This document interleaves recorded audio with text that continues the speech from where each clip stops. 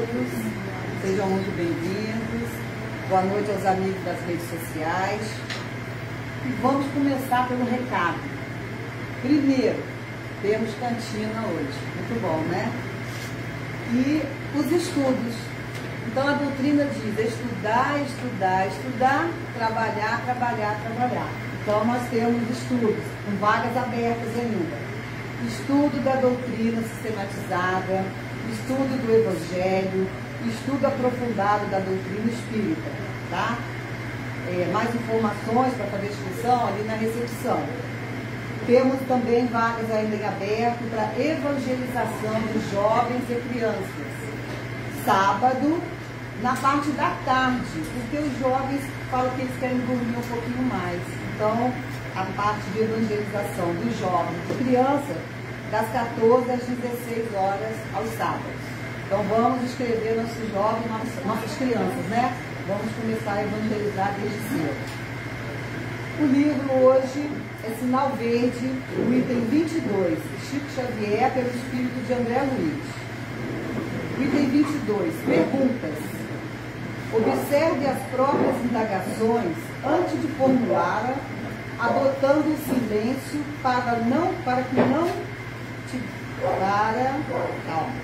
sempre que não tiverem finalidade justa. Valiosa demonstração de entendimento e de afeto, visita aos amigos e recebê-los sem perguntar quaisquer coisas. Ampare quanto lhes compartilharem a vida, sem vasculhejar-lhe o coração com interrogatórios desnecessários. Arrede da boca as inquirições sem proveito sobre a família do próximo. Não faça questionários quanto à vida íntima de ninguém. Entreter-se apontando sem necessidade com relação à idade física de alguém. Não é apenas falta de tato e gentileza, mas também a ausência da caridade e da educação. Se você nutre realmente a amizade por essa ou aquela pessoa, sem qualquer expectativa de tornar-lhe a companhia para a convivência mais íntima, aceite-a tal qual é, sem pedir-lhe a certidão de estado civil em que se encontra. Indiscrição, leviandade, curiosidade vazia ou malícia afetam a quem quer cultivar as melhores oportunidades de elevação e progresso. O amor verdadeiro auxilia sem perguntar. Respeite as necessidades e provações dos outros, para que os outros respeitem as suas provações e necessidades. Então, bonita passagem, né? Vamos elevar os nossos pensamentos, agradecendo a Irmã Esperança, mentora dessa casa, agradecendo ao Mestre Jesus, agradecendo a Deus Pai Todo-Poderoso pela vida, que é um milagre todos os dias, agradecendo os bons espíritos que aqui estão já trabalhando em nós, que nos dê a cura mental, física e emocional. Que os mentores, os mestres, Jesus, possa iluminar o nosso palestrante, para que ele possa passar a mensagem, que nós possamos absorver esse estudo da noite de hoje. Pai nosso que estás no céu, santificado seja o vosso nome, venha a nós o vosso reino, seja feita a vossa vontade, assim na terra como no céu. O pão nosso de cada dia nos dai hoje, perdoai as nossas ofensas, assim como nós perdoamos a quem nos tem ofendido. E não nos deixeis cair em tentação, mas livrai-nos do mal. Que vosso é o reino, o poder e a glória para sempre. Que assim seja, graças a Deus. O tema da palestra hoje é Nascer de Novo, nosso irmão, amigo querido Luiz Cláudio, da casa de Chico Xavier de Itatiaia. Fala você.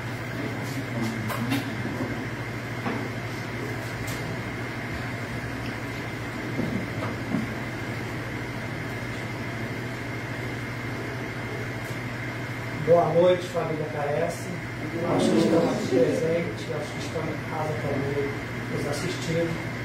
Desejo de coração que o Senhor da vida nos abençoe a todos, que o nosso amado Mestre Jesus, através da equipe espiritual da Irmã Esperança, possa iluminar a todos nós. Eu, com as palavras, para que eu possa ser incluído e guiado a trazer para vocês aquilo que for necessário ao enriquecimento espiritual de vocês. Por isso que eu desejo também que cada um de vocês possam apenas reter aquilo que for necessário e útil ao espírito de vocês. Agradeço também a direção material da casa, através da Lúcia, que com muito carinho nos convidou para aqui estar nesse momento. Bom, o tema já foi falado aqui hoje, nascer de novo. E aí eu pergunto aqui a vocês, quem aqui estava, além da Ingrid, que a Ingrid eu sei que estava, quem aqui estava na palestra da Lúcia há 15 dias atrás? Vocês, né? Então vocês viram que a Lúcia falou ricamente sobre a reencarnação. Por que eu estou falando isso? Porque provavelmente, quando a gente tem a ciência desse tema, quando a gente tem conhecimento, se em algum momento antes de vocês aqui chegarem, através das redes sociais, vocês ficaram sabendo que o tema seria nascer de novo, ou quando aqui chegaram, se tiveram a curiosidade de olhar no mural, ou quando estava sendo passado aqui sobre o tema, aqui na frente, se em algum momento vocês tomaram conhecimento que o tema era nascer de novo, muito provavelmente, na maioria dos senhores, a palavra que veio é reencarnação, não é isso? E muitos devem ter pensado assim, poxa, mas a Lúcia já falou disso há 15 dias atrás. Mas a Irmã Esperança, ela faz tudo de um jeito, né, que vai se encaixando certinho. Porque ela poderia incluir a Lúcia e falar assim, a Lúcia poderia muito educadamente, com todo carinho, falar assim, Luiz, será que você não pode trazer outro tema? Porque eu já estou abrindo um mês com a reencarnação. Mas o nosso tema hoje, o tema central é a reencarnação. Mas eu queria que a gente hoje refletisse um pouquinho, que a gente vai refletir em cima de uma lição específica da reencarnação, que é uma lição que está no Evangelho de João, no capítulo de 1 a 12, que é o encontro de Nicodemos com Jesus. A gente vai refletir sobre essa lição. É claro que todo mundo que já leu, que já procurou estudar, seja no Evangelho segundo o Espiritismo, seja em outro livro, como a Boa Nova, que vai ser o livro base que a gente vai utilizar aqui hoje, sabe que essa lição primordial é o ensinamento da reencarnação. Mas a Lúcia já trouxe bastante instrumento, né? E aí a gente poderia dizer assim, se a gente fosse buscar, estudar a reencarnação na doutrina espírita. Bom, a gente, primeiro livro que a gente consultaria seria qual? O livro base, o livro dos Espíritos, na sua segunda parte, o capítulo 4, nas questões de 166 a 221, onde em 55 questões Allan Kardec traz diversos assuntos como a reencarnação, a justiça da reencarnação, sorte das crianças depois da morte, parecenças físicas e morais, filiação, parentesco, filiação, transmigrações progressivas, encarnações em diferentes mundos, ideias inatas. Então ali há um assunto farto. E na questão 222, que é o capítulo 5 do livro dos Espíritos, é um capítulo único, de uma única questão. Ele é apenas um capítulo que se diz considerações das pluralidades das existências, onde em 5, 6 páginas, dependendo, né, do formato da edição do livro que vocês têm em mãos, dependendo da edição vai estar em 5 páginas, dependendo da edição vai estar em 6 páginas. Kardec traz bastante informações acerca do assunto das vidas sucessivas ou da volta do espírito à carne. Ele traz bastante considerações ali que são muito importantes. Mas para quem gosta de estudar o Evangelho, aí no capítulo 4 do Evangelho segundo o Espiritismo, está lá: ninguém poderá ver o reino de Deus se não nascer de novo. E aí tem 26 itens, onde Kardec fala dos assuntos de ressurreição e reencarnação. Ele fala sobre que a reencarnação, ela fortalece os laços de família, ao passo que a unicidade da existência os rompe. ele fala também sobre os limites da encarnação, que fala sobre a necessidade da encarnação. E o último item, o 26, é uma notinha de Kardec sobre todo o capítulo, né? E aí, ali, no item 5, tem a história de Jesus com Nicodemos, que nós não vamos entrar nela agora. A gente queria pedir licença aos senhores para, antes da gente entrar na história do encontro, do célebre diálogo de Jesus com Nicodemos, ou do fariseu o fariseu Nicodemos com o mestre Jesus, a gente queria contar uma história da carochinha. Uma história que o senhor já deve ter ouvido muitas vezes. Mas essa história da carochinha, a gente quer contar ela, porque depois a gente vai fazer algumas análises, que a psicanálise nos traz, para que quando a gente chegar na história do célebre encontro, ou como está aqui no capítulo 14 da Boa Nova, a lição de Nicodemos, de Jesus a Nicodemos, a gente dá um outro olhar, que a gente possa olhar diferente um pouco essa história, sabendo já que o principal, o cerne da lição, era a reencarnação. Mas vamos então tentar. Eu não sei se eu vou conseguir atingir esse objetivo, mas eu me proponho aqui, como um estudante, como um aprendiz, a tentar fazer vocês enxergar um pouquinho diferente essa lição.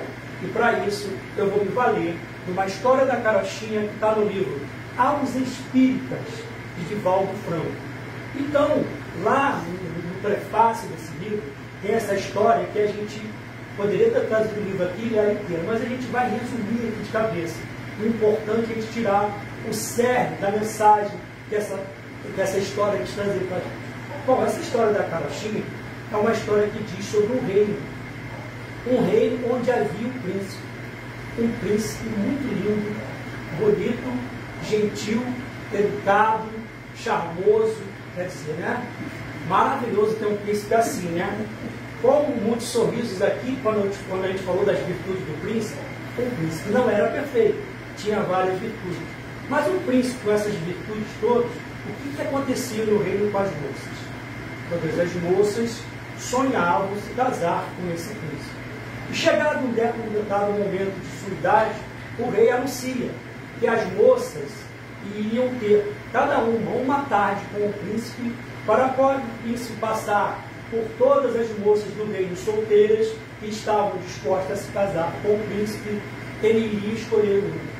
Então o rei ficou, né, naquela alegria, as moças ficaram muito felizes, porque elas iam ter a oportunidade de casar com o príncipe.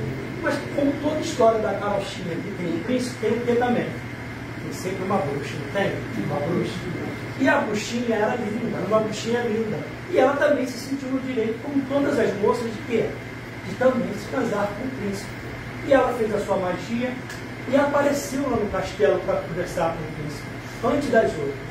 E falou da sua paixão, do seu amor pelo príncipe, do seu encantamento.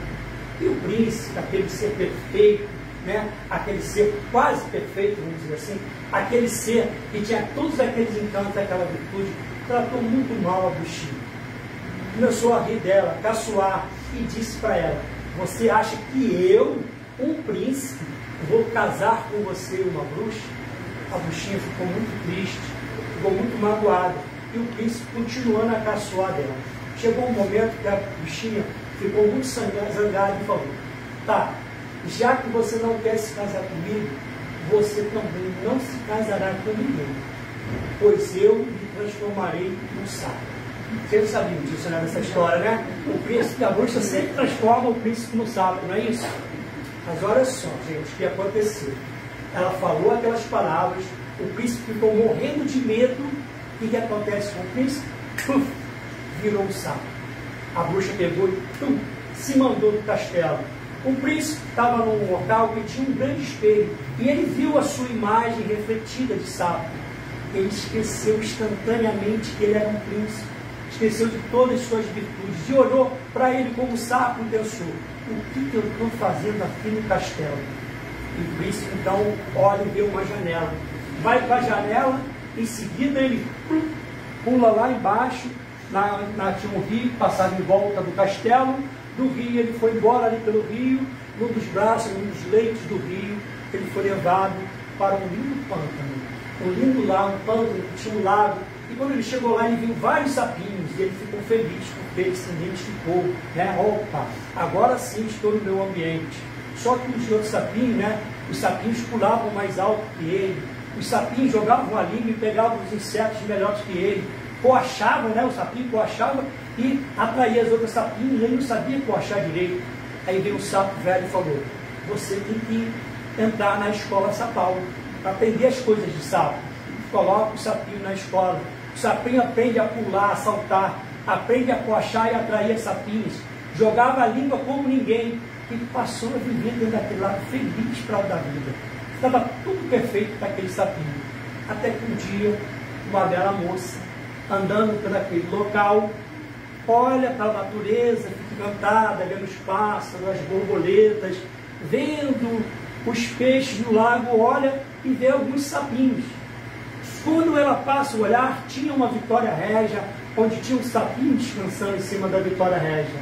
Ela olha para o sapinho, olha fixamente e fala: eu conheço esse sapinho. Eu conheço esse sapinho. Se aproxima e o sapinho não fica com medo. Ela pega o sapinho na mão, olha dentro dos olhos do sapinho e fala: eu estou te reconhecendo, eu reconheço esse olhar. Você não é esse sapinho. Você é o príncipe encantado, o príncipe que está sumido há anos. E em questão de segundos, ele começa a lembrar da sua realidade humana, do príncipe que havia sido, e como no entanto, volta a ser o príncipe. O que a psicanálise fala para nós, sapinhos?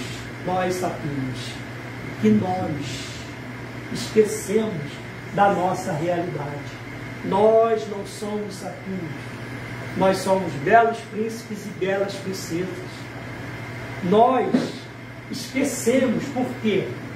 Porque, como diz o poeta Fernando Pessoa, eu não sou eu sou aquilo que eu sou as palavras que plantaram em mim. E a psicanálise fala o seguinte, vou pegar aqui da psicanálise: eu sou o intervalo entre o meu desejo e aquilo que o desejo dos outros fizeram em mim. A gente se deixa se transformar em sapo através de feitiço. E quem somos os feiticeiros? Pais, mães, tios, avós, professores, pastores, padres, líderes, gurus, rádios, revistas, televisão, e hoje podemos dizer celular, etc, etc, etc. O que essa história veio trazer para nós? A psicanálise diz que a psicanálise não vem ensinar nada, ela vem nos desensinar da nossa realidade, desensinar nós, para que nós não enxerguemos a nossa realidade perceptível, a nossa realidade material, para que a gente volte a se lembrar da realidade esquecida, do que somos, o que estamos fazendo aqui, qual é o nosso verdadeiro objetivo existencial. E para provar que muito antes da psicanálise falar isso, vários mestres outros, mas o mais importante deles todos, o nosso modelo guia, que nos disse: vós sois deuses, vós sois a luz do mundo, vós sois o sal da terra, vós podeis fazer o que eu faço e muito mais. É claro que a gente não pode fazer o que ele fez com a intensidade, com a qualidade que ele fazia naquele momento de espírito puro. Mas a questão 132 do Livro dos Espíritos, ela diz: qual é o objetivo da encarnação? A finalidade da encarnação é fazer a gente chegar à perfeição. E na questão 66, a primeira do capítulo 4 do Livro dos Espíritos, a primeira questão, Kardec pergunta, né, qual seria como poderia o espírito que não alcançou numa única existência a perfeição, como é que seria isso então? E os espíritos respondem que é na prova de novas encarnações, não é isso? Mais ou menos que está ali colocado. Então é isso, tá? Então a gente já teve aqui, como primeiro momento, a história do príncipe que virou sapo. Parece que tem aquela música, né? Quem sabe o príncipe virou um sapo. Então é exatamente, somos nós, príncipes, somos centelhas divinas que agimos o tempo todo. O que a psicanálise tenta fazer com a gente? A psicanálise, todos esses mestres, o maior de todos, Jesus, eles tentaram fazer com que nós pensemos, sentimos e decidimos. Não mais como sapo, mas pensemos, sentimos e decidamos como espíritos imortais. Hoje, a gente se fala muito em evangelização do espírito, através do projeto de evangelização do espírito de Eurípides Bassanu, e tem outros. Tem um que eu não lembro o nome agora, que é muito divulgado pelo Alírio Cerqueira Filho, que eu andei olhando e é muito parecido. São projetos que fazem com que a doutrina espírita trabalhe, falando assim, olha, se veja como espírito, pense como espírito, procure agir como espírito. Não é fácil, a gente sabe que não é fácil, mas a gente precisa ir gradativamente tentando. E agora sim, já vamos entrar na história de Nicodemos.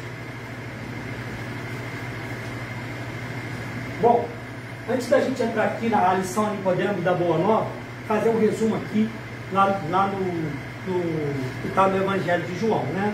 Então, João, lembrando que João Evangelista, ele foi o único discípulo de Jesus que não morreu, né, naquelas atrocidades que os outros morreram. Ele morre já bastante velhinho na ilha de Patmos. E ele foi o discípulo, foi o único do discípulo que presenciou a crucificação de Jesus. Mas essa história de Nicodemos, ele não presenciou. Ele soube através de outros dois discípulos. Tiago, seu irmão, e André, o irmão de Pedro.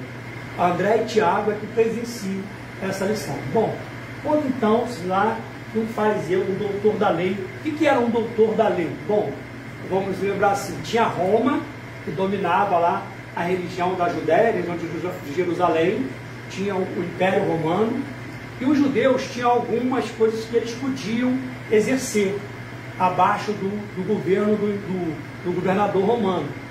Uma das coisas deles eram os sacerdotes do templo, onde tinha o templo de Jerusalém, e vamos dizer assim, na hierarquia tinha o sumo sacerdote, Caifás, e tinha abaixo deles uma hierarquia de judeus e fariseus, e Nicodemos era esse, acima dele só o sumo sacerdote, né, o Caifás.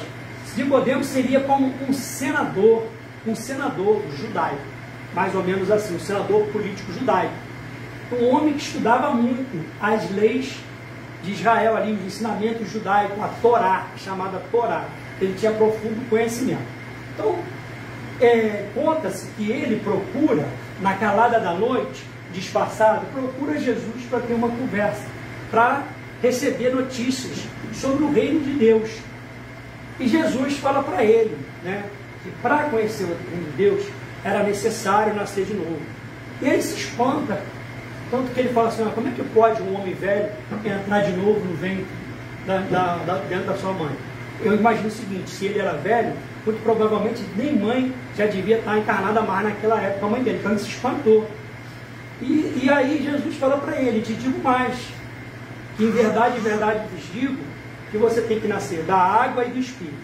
E aí a gente não vai entrar em discussões com outras interpretações, sempre respeitando as outras interpretações, mas pessoas que têm outro entendimento dizem que ali seria a purificação pelo batismo, o nascer da água. E a gente não vai entrar. A gente sabe, a doutrina espírita, através da reencarnação, que Jesus falava claramente sobre a reencarnação.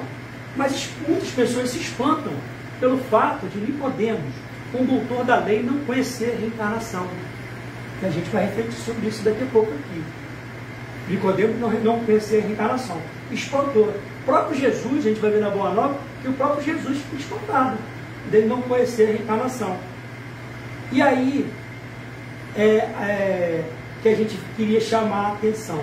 E quando a gente fala em reencarnação, a gente fica muitas vezes ligado assim, bom, eu sei que eu vivi uma vida passada, e que estou vivendo essa vida atual, e que vou viver uma vida futura num outro corpo. Eu, mesmo espírito, vou viver no outro corpo. E aí a gente, às vezes, deixa muitas questões, assim, vou deixar para resolver isso. Não. A gente vê a reencarnação como, muitas das vezes, eu estou aqui porque eu estou resgatando débitos do passado. A gente usa muito essa expressão, resgate de débitos. Quando, na verdade, a gente não está aqui resgatando débito nenhum. A gente está aqui em novas experiências, passando por novas lições. E nós somos luz e sombra, é verdade, temos sombra. E a gente vem em cada encarnação, a gente vem tentar acender um pouquinho a luz que nós somos. Lembra da historinha do sábio, do príncipe?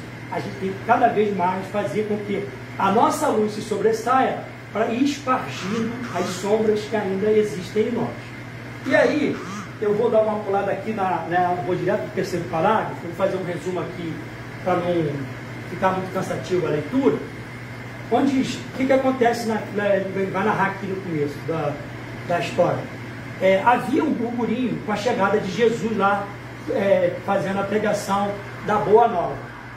Então era assim, Roma tinha lá, entre os seus comandados, ele tinha vários infiltrados no meio do povo, os chamados informantes, os S2, como querem, ou os X9, que seja como cada um queria. Ele botava lá os olheiros para olhar o que estava acontecendo. Então Jesus era constantemente vigiado por esses olheiros de Roma. E dos fariseus do templo também.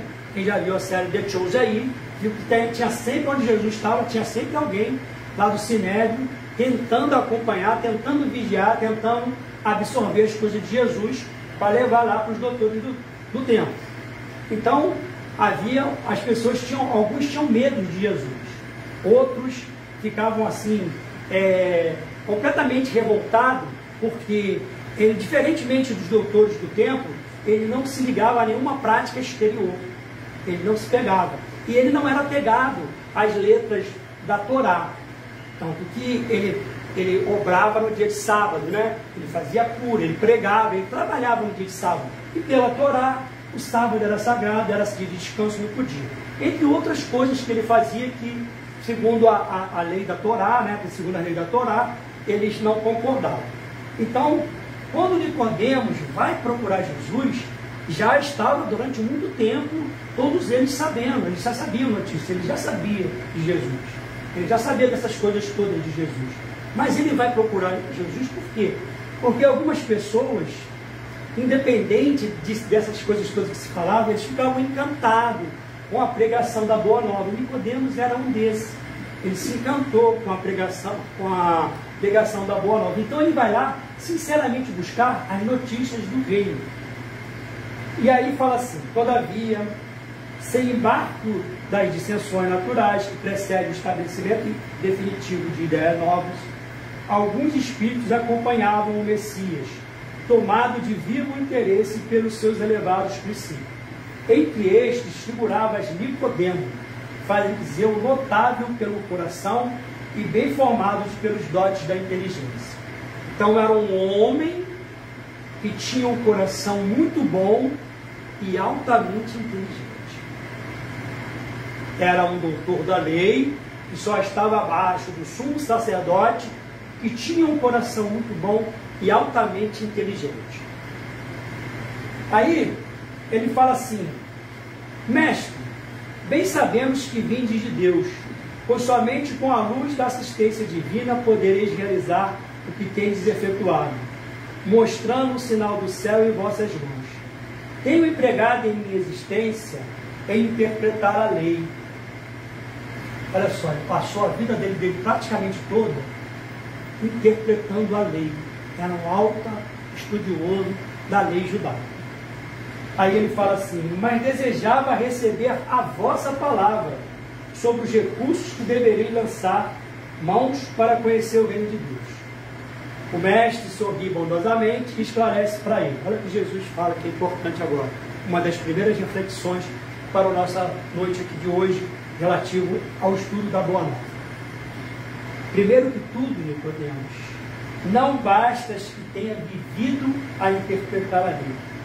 Antes de raciocinar sobre as disposições, deveria ter sentido os textos. E aí eu pergunto para nós, espíritos, como nós temos sentidos, como está o nosso sentimento em relação aos ensinamentos que a doutrina espírita vem trazendo para nós? Será que eles estão nos fazendo acordar para a nossa realidade? Será que a gente diariamente faz algumas reflexões sobre o que realmente somos, sobre a imortalidade da alma, sobre a reencarnação, sobre a comunicabilidade dos espíritos? Como nós temos sentido tudo isso? Ou será que nós estamos igual a Nicodemos, que estamos apenas lendo para interpretar os ensinamentos da doutrina espírita, para chegar aqui na frente e falar para vocês, e depois todo mundo fala assim, nossa, que bonito, falou tão bonito, Luiz, mas e o sentimento? Como está o sentimento daquilo que nós estamos estudando ao longo dessa existência? Eu, esse ano, vou completar 30 anos que eu tive contato pela primeira vez com a doutrina espírita. Quando eu comecei a fazer esse estudo, eu me lembrei disso.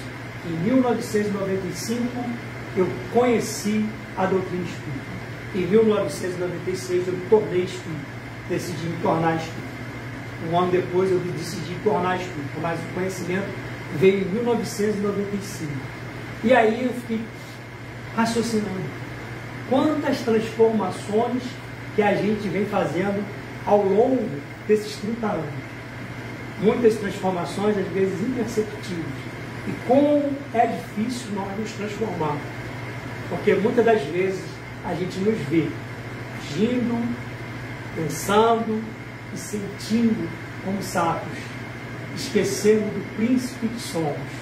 Quantas vezes eu me pego assim? E aí Jesus vai dizer para ele, né? Eu vou pular aqui para não ficar... Ele tem duas partes, uma segunda parte também interessante. Jesus vai dizer para ele, né? Que ele precisava conhecer o reino de Deus. Para conhecer o reino de Deus, que ele precisava nascer de novo. E aqui, né? Aqui na Boa Nova, ele fala assim, né? Ele pergunta como é que um homem velho vai entrar de novo no peito de sua mãe.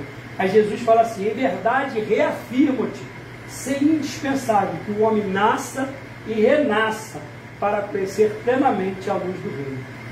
E aí fala assim, entretanto, como pode ser isso? Perguntou, perturbado.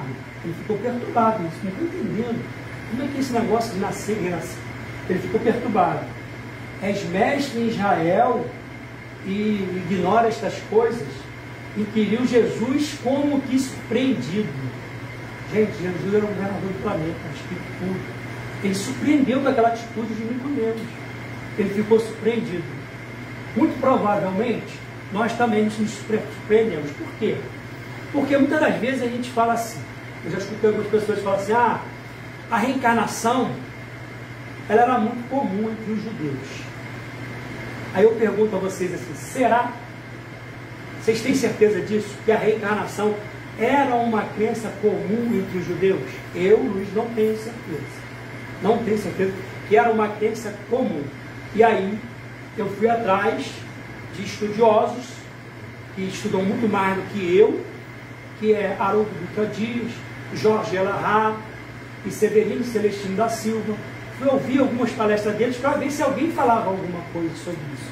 E a conclusão que eu cheguei após ouvir os textos era que era o seguinte: a reencarnação, alguns poucos judeus tinham conhecimento, mas ela não era um conhecimento geral, não era um conhecimento comum. O que acontece? O povo de Israel, momentos antes de ser invadido por Roma, alguns líderes tomam isso relatado por historiadores, tá? Eu não lembro se quem fala se é o Severino Celestino da Silva ou se é o Jorge Elahá, que alguns historiadores relatam isso. Eles, para preservar a nação, porque quando um povo é invadido pelo outro, o que acontece? Aquele povo que invade, ele começa a se envolver na cultura daquele povo, nos costumes, nas tradições. Então, alguns líderes tomaram a decisão de preservar alguns ensinamentos e retiraram de Israel alguns ensinamentos. Retiraram da Torá os ensinamentos sobre as vidas sucessivas. E provavelmente, segundo esses grandes estudiosos, a Kabbalah ou Cabala é que contém esses ensinamentos das vidas sucessivas. Um livro judaico que na época de Jesus e Nicodemos não versava pelo meio do povo, muito menos pelos fariseus do templo. Eles não tinham acesso à Cabalá. Segundo esses historiadores, provavelmente isso foi passado, para que fosse guardado por comunidades que fossem fechadas, que não fossem abertas. E aí eu me lembro, quem já leu o livro aqui, A Grande Espera, de Eurípides Barçanufo, que Eurípides Barçanufo foi o essênio Marcos, e que Jesus, Bezerra de Menezes também foi um essênio, e Caibá Chute também, os três têm uma reencarnação junta lá. E que Jesus, com 12 anos, vai até essa comunidade essênica. E eles tinham conhecimento da reencarnação. E Jesus fala para eles que o que eles faziam e praticavam estavam muito de acordo com a lei de Deus. Porém, que não adiantava de nada se aquilo fosse fechado. Eles tinham que abrir. Eles tinham que dividir aquilo com o povo. O que Jesus veio o tempo todo se não ensinar ao povo? Porque os judeus, eles tinham ensinamentos belíssimos, mas eles não repassavam. Assim como os antigos, os iniciados dos tempos antigos egípcios e das outras nações, sempre tinham os iniciados, e só eles tinham os conhecimentos da reencarnação, da mediunidade. Era sempre fechado.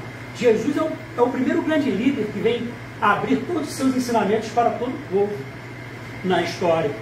Jesus e alguns dos missionários mandados por ele, que sempre tiveram essa coisa de colocar os seus ensinamentos para fora, e não para um grupo seleto. Então, provavelmente, seja por isso que Nicodemos não conhecesse da reencarnação.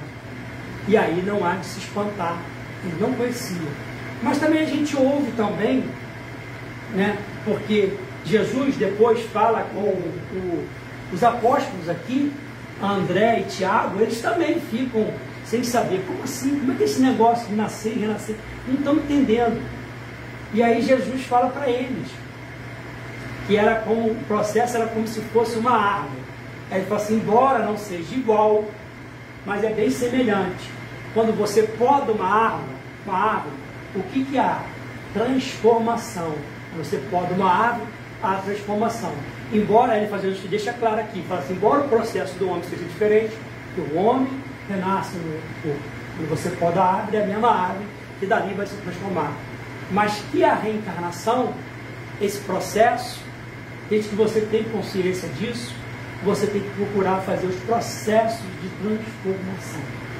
Então, a gente fala assim, poxa, mas Nicodemos talvez perdeu uma oportunidade, porque ele teve a lição com o mestre ali. Aí eu pergunto para vocês, será que Nicodemos perdeu a oportunidade? Porque quando a gente ouve a história de Nicodemos, a gente para aí, nessa história dele. E aonde mais a gente ouve falar de Nicodemos? Vocês sabem onde mais no Novo Testamento se fala de Nicodemos? Alguém tem noção? Sabe onde se fala de Nicodemos? Além dessa passagem? Oi? Quando Jesus morre. Quando Jesus morre na cruz, José de Arimateia, que segundo constam os historiadores, tinha algum parentesco com alguém da família de Jesus, José de Arimateia era também um doutor da lei. Vai até o sumo sacerdote, quase não sabe a palavra agora. Ele vai até Caifás e pede o direito de enterrar o corpo de Jesus num túmulo dele lá.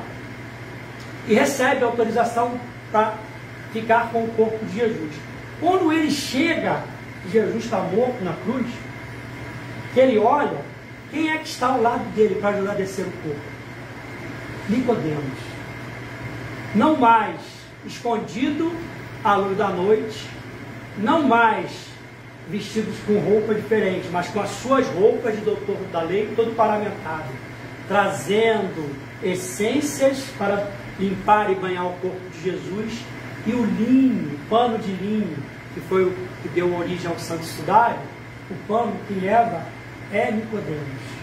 E o detalhe, se vocês não sabem, um sacerdote do templo, ele não pode tocar no corpo de um morto, senão ele se torna impuro. Por isso que Jesus fala na parábola do samaritano, que vinha um sacerdote do templo e olha o homem caído no chão, vê o homem ensanguentado, pode estar morto, e vai embora. Porque se ele tocar o paramentado ali no corpo de um morto, ele se tornava impuro. Nicodemos, ali na vista de toda a população que estava ali presenciando e de todos os seus amigos do Sinédrio, com as suas roupas, toca no corpo de Jesus, ajuda José de Arimateia a levar Jesus para o túmulo, limpam o corpo de Jesus, cobrem o corpo de Jesus. E aí a gente não tem mais notícias sobre o que aconteceu em Nicodemo. Mas eu fiquei pensando, eu falei, olha a transformação desse espírito. É claro que antes, quando ele vai a Jesus, já havia uma transformação ali. Mas quando ele conversa com Jesus, olha a transformação que ele fez naquela encarnação. Ele estava botando todo o seu poder, todo o seu cargo à disposição, se arriscando, sabendo que ele iria ser perseguido, que ele iria ser, vamos dizer, sofrer consequências sobre aquele ato, mas ele vai e se entrega de corpo e alma para mostrar para Jesus, olha, eu estou aqui, eu estou querendo entender esse negócio de nascer de novo. Então já havia uma transformação. Então, os discípulos ficam ali conversando, e aí o André faz uma pergunta para Jesus. Ele fala assim, o corpo é uma veste, o homem é seu dono, toda roupagem material acaba rota, porém o homem que é filho de Deus encontra sempre em seu amor os elementos necessários à mudança do vestuário. A morte do corpo é essa mudança indispensável, e a alma caminhará sempre por meio de outras experiências, até que consiga a imprescindível provisão de luz para a estrada definitiva no reino de Deus, com toda a perfeição conquistada ao longo dos rudes caminhos. Então, Jesus falou isso, na explicação sobre o que era o corpo. Aí o André fala assim, André, que sentiu uma nova compreensão que lhe felicitava o espírito simples, perguntou, mestre, já que o corpo é como a roupa material das almas, por que não somos todos iguais no mundo? Vejo belos jovens junto de aleijados e paralíticos. E aí Jesus vai discorrer para ele que o escândalo era necessário, mas ai por quem viesse o escândalo. E vai dar para ele as noções da lei de causa e efeito. Ou seja, todos nós somos livres para fazermos o que quisermos, mas seremos sempre escravos das nossas ações. Nós podemos plantar o que quiser, é a lei da semeadura. A cada um segundo sua obra. Somos livres para plantar, mas também sabemos que teremos que colher tudo aquilo que plantamos. Jesus dá para ele a lei de ação e reação, a lei de causa e efeito. Mostra para ele ali, fala para ele. Mas ele não fica contente não. Aí Tiago fala assim, Tiago, externando a alegria do seu entendimento, pergunta. Mas observa que desse modo, o mundo precisará sempre do clima do escândalo e do sofrimento. Desde que o devedor, para saldar seu débito, a gente sempre tem esse débito, né? Não poderá fazê-lo sem que outro tome o lugar com a mesma dívida. O mestre aprendeu a amplitude da objeção e esclareceu ao discípulo perguntando, dentro da lei de Moisés, como se verifica o princípio da redenção? Aí, porque eles tinham conhecimento, os conhecimentos deles eram dentro da lei mosaica. Como é que funciona dentro da lei de Moisés? Aí Tiago fala, olho por olho, dente por dente. Aí Jesus fala para ele assim, mais uma vez está agindo como Nicodemos. Está interpretando sem sentir. Aí falou assim, quando vocês veem os ensinamentos de Moisés, qual é o primeiro e maior mandamento da lei? Amarás a Deus de todo o coração, de todo o teu entendimento, de toda a tua alma, e o próximo como a si mesmo. A lei de amor é a principal das leis.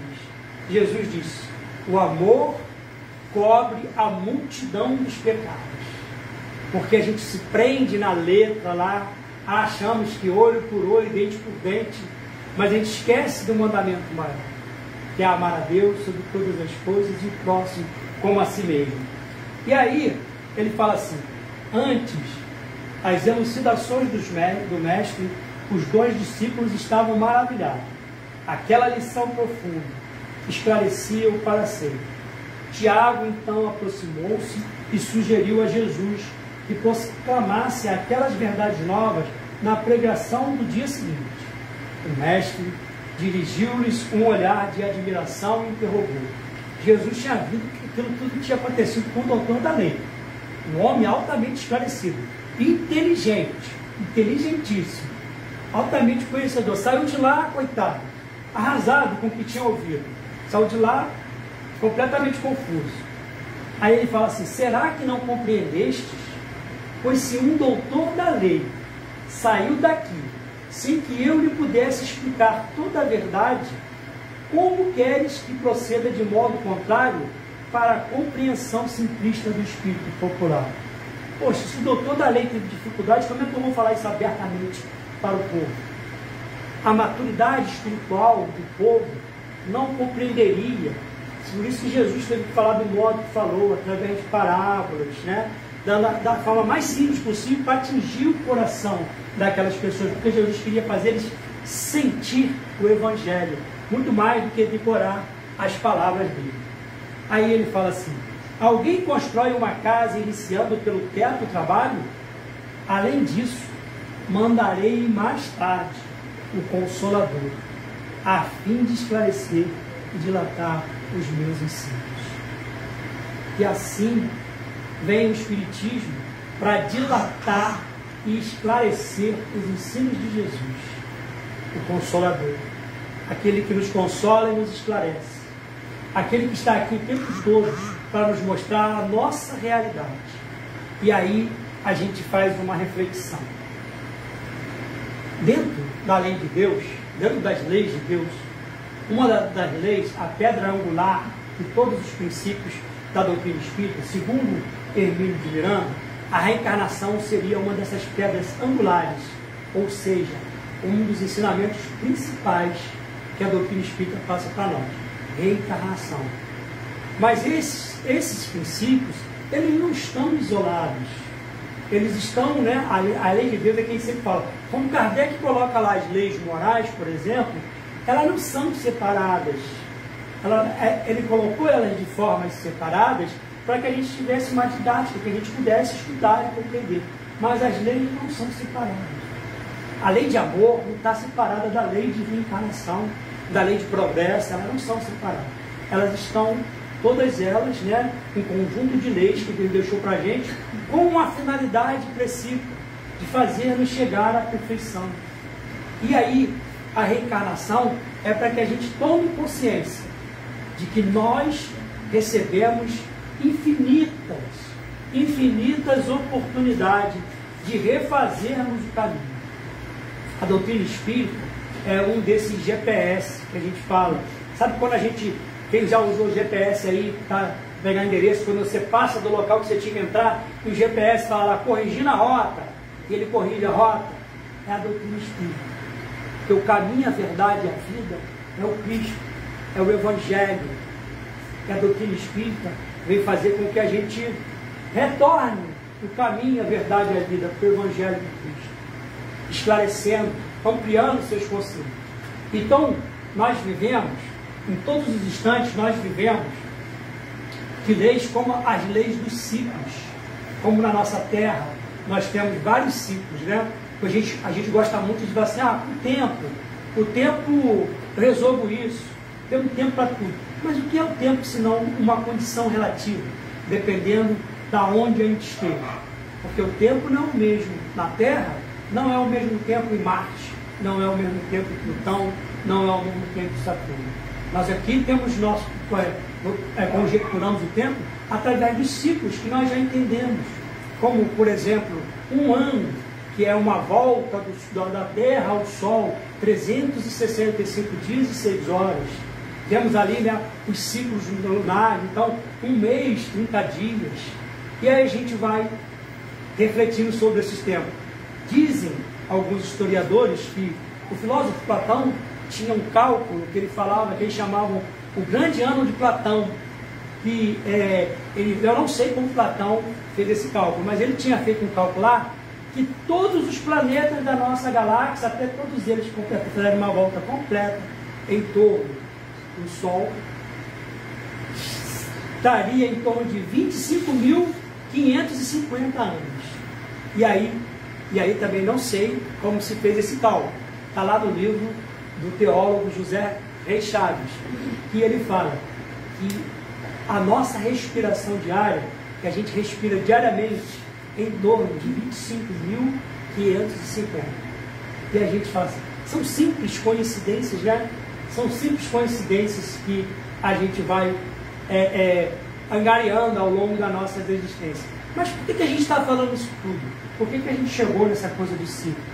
Para dizer que tudo isso é importante, mas que o mais importante da nossa vida é o hoje, é o presente. Dia 20 de fevereiro de 2025. Foi ontem e já passou. Não temos como voltar atrás das nossas ações de ontem. Hoje, 21 de fevereiro de 2025, é a minha palestra mais importante, porque na próxima semana, quando eu estiver fazendo lá no Chico de Patis, aquela será a mais importante. Na sexta-feira que vem, quando eu estiver fazendo lá na Cruzada, aquela será a mais importante. Mas hoje, a minha palestra mais importante é essa de hoje. Como no dia que a Lúcia fez, a palestra mais importante foi aquela que ela fez em dupla com a Ingrid, aquele dia que ela foi fazendo aquela palestra, e aí ia casando com as musiquinhas, tudo casada. Quem assistiu, quem não assistiu, está lá na rede social da KS, vai lá e assiste, muito legal a palestra. Então, a gente tem que valorizar o hoje, a importância dele. A gente valoriza os minutos, a gente valoriza as horas. Será que a gente tem entendido que às vezes um dia bem vivido pode valer mais que 1000 anos onde nós não vivemos bem? Mas já passou. Os que não foram vividos bem já passou. Tentar viver cada dia um pouco melhor, esse é o objetivo da encarnação. Esse é o objetivo de estarmos encarnados. A reencarnação, a imortalidade é um presente de Deus, para dizer, vou te dar infinitas oportunidades de recomeçar, mas acorde para o hoje. Tente fazer as pequenas mudanças que você já pode em si, pois cada um é que vai fazer a mudança em si. Né? Então, a gente já está terminando e a Andréia fez, eu nem sabia disso, surpresa para ela. A Andréia já fez palestra sobre a justiça da reencarnação. E ela encerrava com um poema muito lindo que eu vou dividir com vocês, que minha esposa adora, em homenagem a ela e a todos vocês que aqui estão, que é um poema de uma pessoa que não está mais encarnada aqui, mas foi um grande trabalhador, o professor Hermógenes, aquele que veio introduzir a Hatha Yoga aqui no Brasil, um mestre que nós tivemos a honra de conhecer, tivemos a honra de abraçar. André deu um abraço nele lá no Divaldo, onde o Divaldo fazia a terapia do abraço, mandava todo mundo levantar e todo mundo se abraçar, e ninguém abraçava o Divaldo. Ele sai, ele estava numa ponta na mesa, ele sai e vai lá dar um abraço no Divaldo. Aí depois o André falou, você tem que dar um abraço nele. Foi lá e abraçou. É o professor Hermógenes. O nome do poeta chama-se Si, e é para que todos nós fazermos uma reflexão sobre esse poema. Mas tem tudo a ver comigo, eu achei que tem tudo a ver. Espero que alguns versos tenham a ver também com vocês. Ele fala o seguinte: se ao final desta existência alguma ansiedade me restar e conseguir me perturbar, se eu me debater aflito no conflito, na discórdia, se ainda ocultar verdades para ocultar-me, para ofuscar-me com fantasias por mim criadas, se restar abatimento e revolta pelo que não consegui possuir, fazer, dizer e mesmo ser, se eu retiver um pouco mais do pouco que é necessário e persistir indiferente ao grande pranto do mundo, se algum ressentimento, algum ferimento impedir-me do imenso alívio que é o irrestritamente perdoar, e mais ainda, se ainda não souber sinceramente orar por quem me agrediu e injustiçou, se continuar a mediocremente denunciar o cisco no olho do outro, sem ver a trave que reina em mim. Se seguir protestando, reclamando, contestando, exigindo que o mundo mude, sem qualquer esforço para mudar, se, indigente da incondicional alegria interior, em queixas, ais, lamúrias, persistir e buscar consolo, conforto, simpatia, para minha ainda imperiosa angústia, e se, ainda incapaz, para a beatitude das almas santas, precisar dos prazeres medíocres que o mundo vende, se insistir ainda que o mundo silencie, para que possa embeber-me de silêncio, sem saber realizá-lo em mim, se minha fortaleza e segurança são ainda construídas com os materiais grosseiros e frágeis que o mundo empresta, e eu neles ainda acredito, se, imprudente e cegamente, continuar desejando adquirir, multiplicar e reter valores, coisas, pessoas, posições e ideologias, na ânsia de ser feliz, se, ainda presa no grande embuste, insistir e persistir, iludido com a importância que lhe dou, se ao fim dos meus dias continuar sem escutar, sem entender, sem atender, sem realizar o Cristo que dentro de mim eu sou, terei-me perdido na multidão, abortada, nos perdulários dos divinos talentos, os talentos que a vida a todos confia, e serei um fraco a mais, um traidor da própria vida, da vida que investe em mim e que de mim espera, que se vê frustrada diante de meu fim. E se tudo isso acontecer, terei parasitado a vida e inutilmente ocupado o tempo, o espaço de Deus. Terei meramente sido vencido pelo fim, sem ter atingido. Amém. Eu desejo a todos vocês um retorno aos seus lares de muita paz, de muito amor, não esquecendo nunca. Vós sois Deus. Vós não sois os sapinhos. Vós sois os príncipes. Muita paz a todos, muita luz e muito obrigado pela paciência de me ouvir.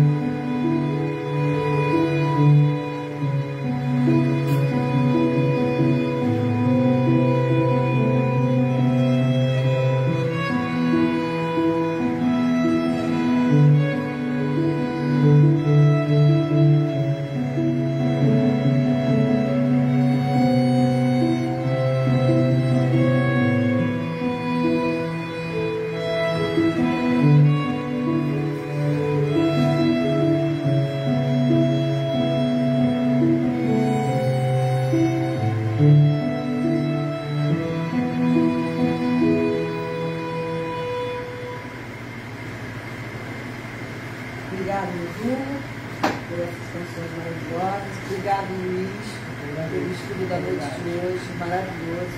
Muito obrigado. Deus te abençoe imensamente. Vamos então levar os nossos pensamentos e agradecer a Deus pelo estudo da noite de hoje, pelo nosso irmão Luiz, que veio trazer o conhecimento.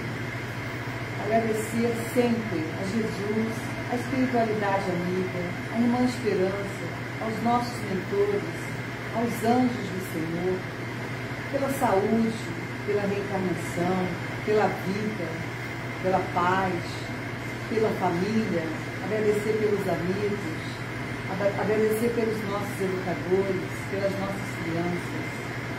Senhor, que as nossas preces cheguem até vós e retornem em formas de bênção. Que nós possamos fazer o bem sempre, que nós sejamos luz por onde passarmos. Que assim seja, graças a Deus. Obrigada a todos. O segundo passo agora, passo coletivo, era isso. Nós vamos fazer o passo coletivo, convido a todos os passistas, lembrando que ao adentrar na casa, nós já estamos sendo trabalhados pela espiritualidade, que aqui já preparou todo o ambiente. Que nós possamos então tomar passe, retornar para os nossos lares felizes, com o coração acalentado na paz de Jesus. Vamos ao